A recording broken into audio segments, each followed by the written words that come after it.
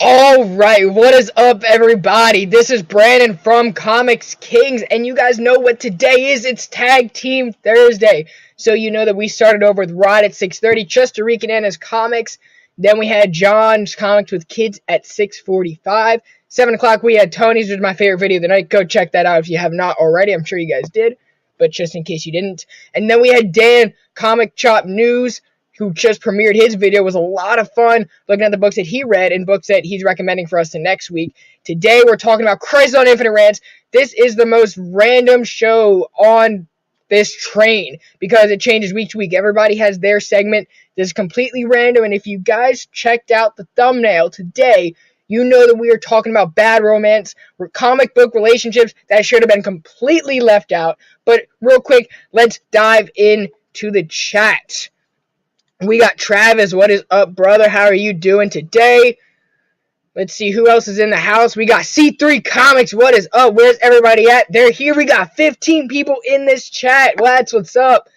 Travis just saw you. We got Dan just had a great video. What's up to you? PJ King. Fable tagging me in. Yes, sir. Yes, sir. You already know. Todd Christensen in the house. How are you doing, my brother? And then we got my buddy Tremoro in here. Yes, sir. And then we got Big Herb. How are you doing today? How are you doing today? We got Jen in the house. How are you doing? Comics will break your heart. Super awesome. Fable Race said, how do you? Nick's Kicks. I've never seen you here, but thank you for the sub. Look forward to talking to you, and thank you for joining up. Glad to see you in the chat, brother. And then we got Rod in the house. Rod's always in the house. We got Bryce says, bro, focus your webcam. It just randomly does it. It's on auto. It's on auto. But anyway, let's get into it. We're talking about comic book relationships that should have been left out. Talking about bad romance like that Lady Gaga song. First, we got Batman and Batgirl, which started in the Batman animated series. There's retconned in the Killing Joke a little bit. It was hinted. I think that was Alan Moore just having some fun with this. But this is my biggest issue with that is the fact that you got Batman and Batgirl. Batman is supposed to be like her mentor. He's worked with her dad on several occasions. And whenever Batgirl is, or whenever Barbara is Batgirl, it's like everyone is trying to get with her. You had Nightwing get with her. Then you had in the Three Jokers, which is another one I want to talk about. You, Jason Todd and Batgirl kind of start a relationship, which is like Michael Squint's Paladors in Sandlot with Wendy Peppercorn, if you guys saw that movie. Not fun. See, I'm a Nightwing fan, so for me, Nightwing is the only one I want to see with Batgirl, not Bruce Wayne, not nobody else. The only time she's left alone as like an independent person when she's Oracle, but that's just because everybody packs her stuff up and runs away. They go do everything while she's sitting in the chair. No. I want a story where Batgirl is just Batgirl or with Nightwing. That's it. Nothing else. That should have been left out. Bruce Wayne, Jason Todd, no. No. Okay, and then we have Magneto and Rogue from the Age of Apocalypse storyline. Thank you so much, Scott Lobdell, for putting a 60-year-old man with a 20-year-old woman who was set up. They met together through Scarlet Witch, Magneto's daughter. So when this slipped past editorial, I want to know how many people in the room was like, yes, great idea. Good job, Scott Lobdell. No. I remember interviewing Scott Lobdell, and the first thing like he said after we were like talking about Red Hood, he was like, oh yeah, they didn't like my X-Men, so then they put me on Fantastic Four, and then I got fired from Marvel. I was like, well, I didn't even want to talk about that. Something that we should have never seen. I don't know. To me, it's just really weird seeing Magneto and Rogue together, especially like set up by Wanda, who's Magneto's daughter. It's like, hey, Dad, you want to meet my roommate? And there you go, and off they go. But as you guys know, I just want to point this out. We got No Good Comics up next. Doctor Doom and Scarlet Witch was an interesting couple. Yes, it was, but still, I don't know. I don't think I like Scarlet Witch with anyone other than Vision. Can we talk about Nightwing 78 again? No. No, because I already talked about it. I loved it. No Wonder Woman and Batman. I was going to put that in, but I don't want to have 3 Batman. I have enough issues with Batman sitting on the Mobius chair just because of the excuse, I'm Batman, I can do whatever I want. No, not doing it. Lobdell did write Age of Apocalypse, so no, not happening. And yes, Tag Team Thursday finishes No Good Comics. Yes, sir. And then Tomorrow Says Love, Brandon Ryan. They're always teaching me stuff. That's on Hall of Fame, Hall of Shame every Monday, 8 p.m. So tune into that. And then another one that we're going to be talking about today, Norman Osborn and Gwen Stacy, which was retconned in the JMS Spider-Man run, which was a fantastic read. This was in the span of issues 509 to 514 in the, I think it was the Sins Past arc.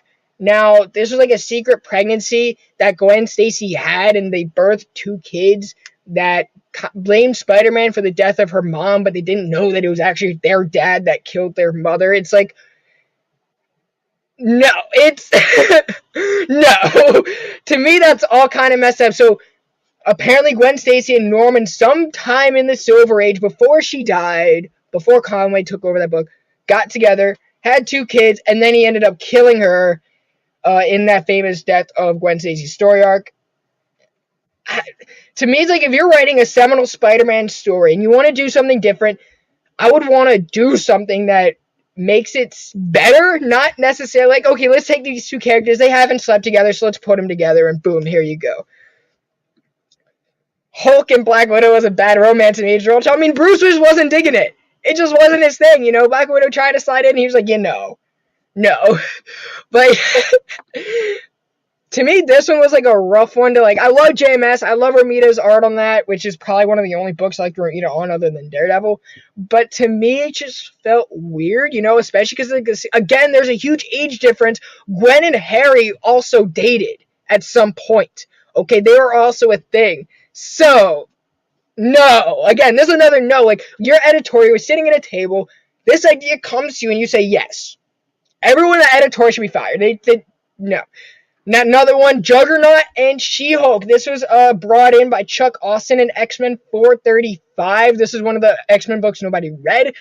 Basically, what happened was She-Hulk was representing Kane Marco in a court case because the Rhino broke out of prison. They were kind of blaming Kane Marco. And she took the attorney-client privilege a little bit too far, and they ended up sleeping together for 2 issues. Thank you, Dan Slott, for taking this out of continuity when he took over the book She-Hulk, I believe. I don't know the exact year, but Juggernaut and She-Hulk, probably not a good relationship to have on the top floor of an apartment or a hotel. That's something to be kept on the ground level. I wasn't a fan of this. I'm glad it was undone because exactly, Chad. What? Not the best couple idea that, I don't know, you just take 2 strong characters, put them together, have them have sex, and boom, you got a good story. No, that's not how it works. Ron Garney did the art, so this was very early on in his career. I don't know. I think looking back now, he's probably like, yeah, no. Regretting that. I think he's glad that he's working with Keanu Reeves now, not this guy. Then we got Quicksilver and the Scarlet Witch from the Ultimate Universe. This is in Mark Millar's Ultimate books. They were hinting at a relationship, but then it wasn't until Jeff Loeb in Ultimates 3 said, yes, they were in love, and they had no problems about doing it. They had no problems whatsoever about sharing it, kind of like Jaime and Cersei in Game of Thrones. This completely took that to a whole new level because they are 100% out in the open. At least Jaime and Cersei in Game of Thrones kind of kept it a secret until their kids died, and everyone else just, boom. No. Again, when you're doing a comic book, it has to make sense of this story, and it's like not, okay, boom. Let's do something new with the characters, put them together, have them sleep together. And why is my camera acting up today? I don't even know. Not the biggest fan of this. I'm not a big fan of any of these. All of these should have been kept out. There are some relationships that work, just not this, especially when they're siblings. If they're close in any way, shape, or form, take them out. Spider-Man and Kitty Pryde, again, not... Comic Tom better watch out. Fable, that's funny. Digging the shirt, Brandon. Thank you, Justin. It's this Loki Funko Pop shirt. I got 2 of them. Spider-Man and Kitty Pryde from the Ultimate Spider-Man. This really wasn't a relationship that bugged me the wrong way. To me, it was just, in the story itself, it was merging 2 fields, and no. And it just took a lot away from Bendis' story, and it was like 25 issues of nonsense. So if you're reading Ultimate Spider-Man and you run into that, you can just skip over that. And then the last one I want to talk about today before we head over to Justin's show is going to be Cheshire and Arsenal. Okay, so pre-New 52, these characters were established together. They had an on and off relationship. and this was even seen in the Young Justice TV show. And then they had a kid together, which got erased by the New 52 continuity push. There was a book called The Rise of Arsenal where he was very sad and depressed, and he tried to sleep with Cheshire to rekindle their relationship. But according to the book, this is in the book, this is not coming from me, he was too upset, and he was in tears while they were doing it, to the point where he couldn't get his juices flowing, and he couldn't make anything happen.